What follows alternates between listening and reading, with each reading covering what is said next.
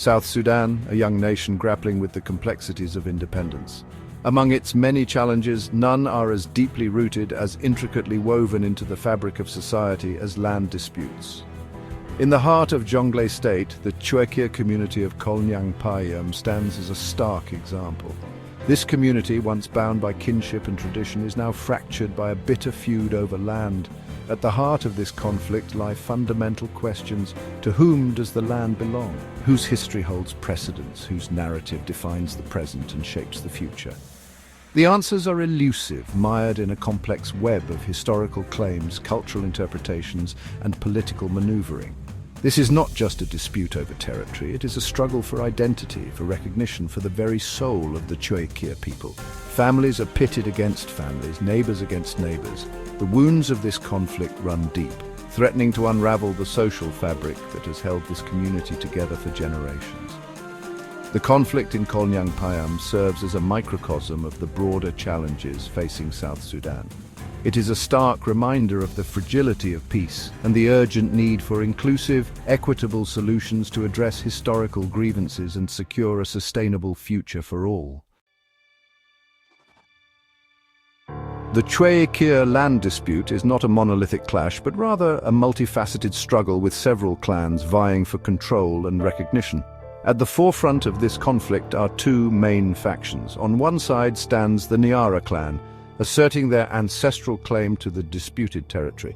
On the other side, a coalition of clans, the Nyichak, the Biong, and the Mach-Ayiel, challenge this claim, presenting their own historical narratives and rights to the land.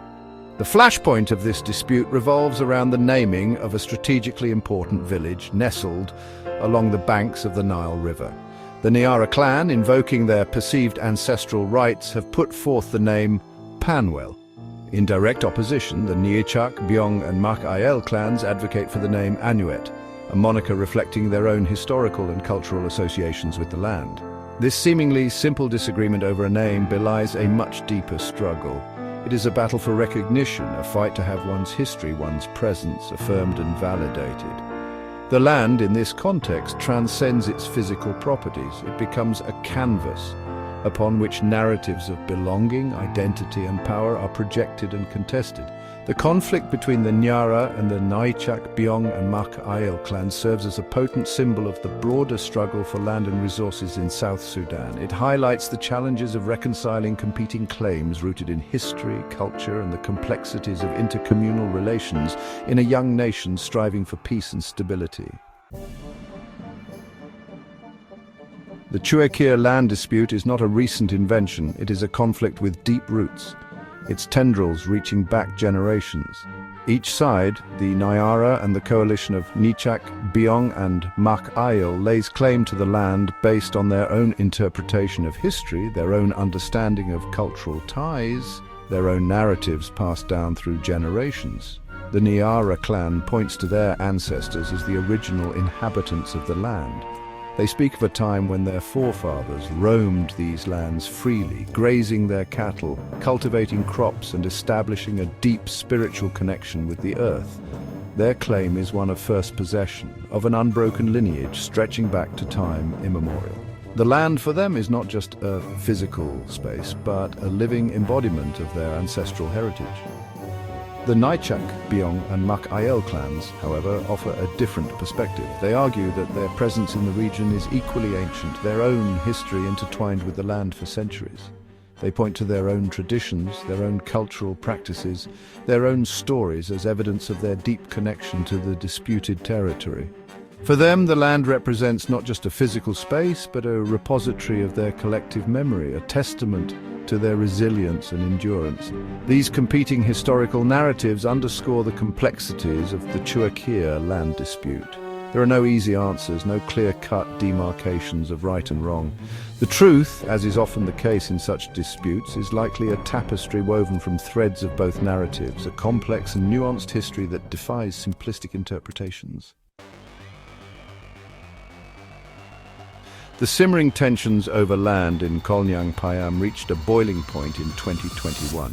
A court case centered on the seemingly simple matter of naming the village along the Nile ignited a firestorm of violence that shook the community to its core. The courtroom, intended as a venue for peaceful adjudication, became a catalyst for bloodshed. The details of the case are important, but they are only a small part of a much larger story. The Nyara clan, feeling confident in their ancestral claim, sought legal recognition of their chosen name, Panwel.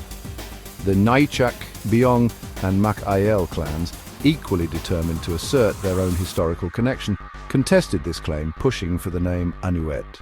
The courtroom became a battleground for narratives, with each side presenting their case, their evidence, their truth. The verdict, delivered by Justice Jonglei of the Jonglei High Court, did little to quell the rising tensions. Instead, it ignited a wave of violence that swept through the community, leaving a trail of death and destruction in its wake.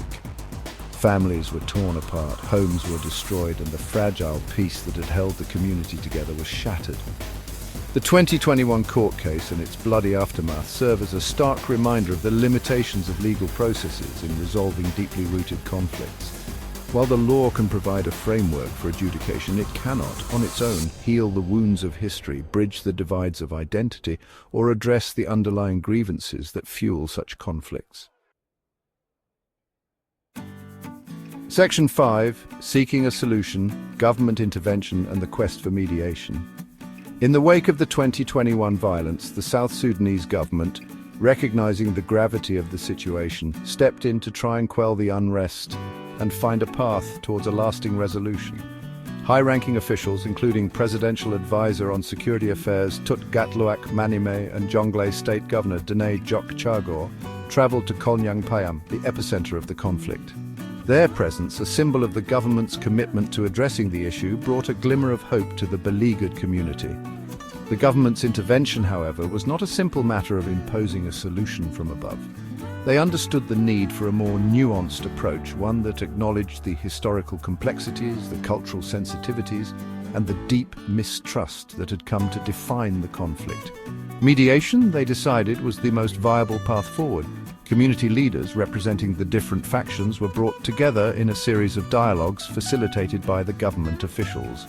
These dialogues, though fraught with tension and punctuated by moments of anger and frustration, offered a crucial platform for communication. They provided a space for the different sides to voice their grievances, to share their perspectives, and to start the difficult process of rebuilding trust.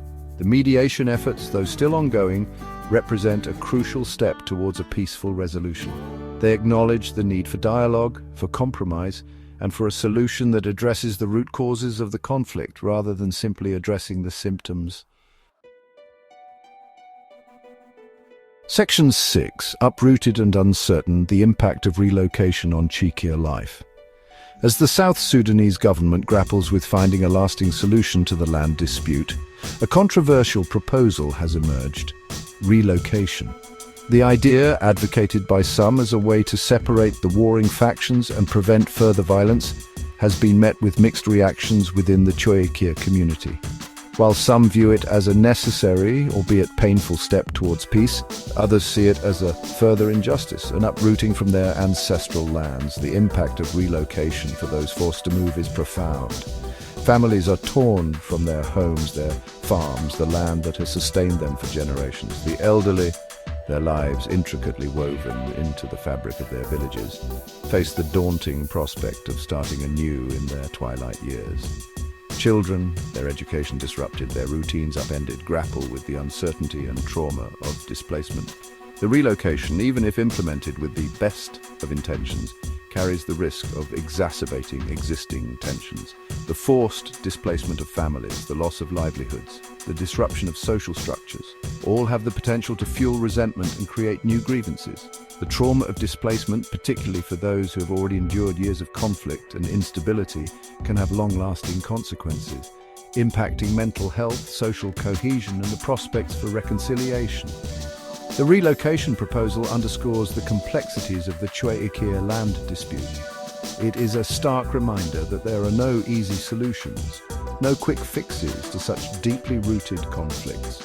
Any attempt to resolve the dispute must prioritize the well-being of the community, ensuring that their rights, their needs, and their voices are at the forefront of any decision-making process.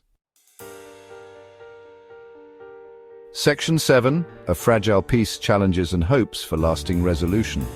The road to peace in Kolnyang Payam is long and arduous. Despite the efforts of the government, the commitment of community leaders, and the yearning for peace within the Chueikeer community itself, significant challenges remain. The wounds of the past run deep, the mistrust between the factions is palpable, and the scars of violence are still fresh in the minds of many. One of the biggest challenges is overcoming the legacy of the 2021 court case. The violence that erupted in its aftermath left a trail of trauma and bitterness, making it difficult for people to move forward. The memories of lost loved ones, destroyed homes, and shattered lives linger, serving as a constant reminder of the human cost of the conflict. Another challenge is addressing the root causes of the dispute. The conflict over land is not simply about territory. It is about identity, history, and the distribution of power and resources. Any lasting solution must grapple with these underlying issues, addressing the historical grievances, the cultural sensitivities, and the socio-economic disparities that fuel the conflict. Despite these challenges, there are glimmers of hope. The willingness of community leaders to engage in dialogue, the commitment of the government to finding a peaceful resolution, and the resilience of the Chueikeer people themselves all point to the possibility of a brighter future. Section 8. The buffer zone, a physical marker of coexistence. In the ongoing quest for peace in the Chueikeer land dispute, one concrete step has been taken: the establishment of a buffer zone. This physical demarcation, agreed upon by both the Nyara and the Nyichak, Biong and Mach-Ayiel clans, represents a tangible symbol of their commitment to coexistence, a spatial manifestation of their desire to prevent further violence. The buffer zone, while seemingly a simple solution, carries profound significance. It serves as a physical barrier, a demilitarized zone where neither side can lay claim, a space designed to prevent accidental encounters that could reignite the conflict.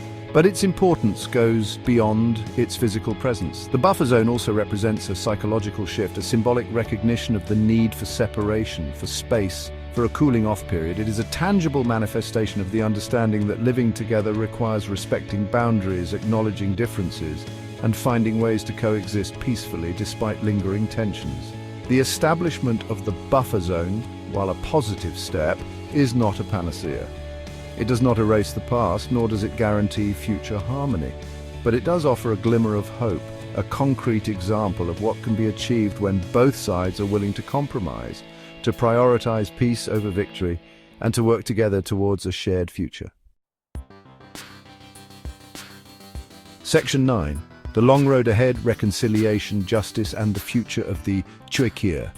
The Chueikeer land dispute, with its complex web of historical grievances, cultural sensitivities, and political maneuvering, serves as a poignant reminder of the challenges facing South Sudan.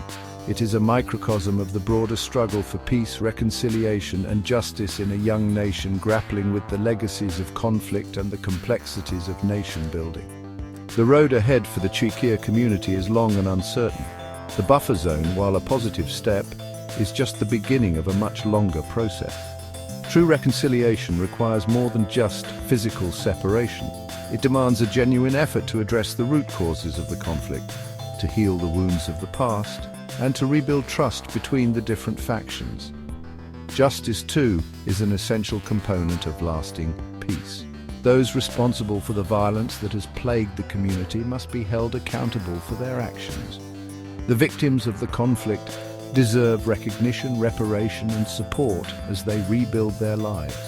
The future of the Chueikeer community, like the future of South Sudan itself, depends on the choices made today. It requires a commitment to dialogue, a willingness to compromise, and a shared vision for a future where peace, justice, and prosperity prevail. The journey will be arduous, but the destination, a future where the Chueikeer people can once again live together in harmony, is worth striving for.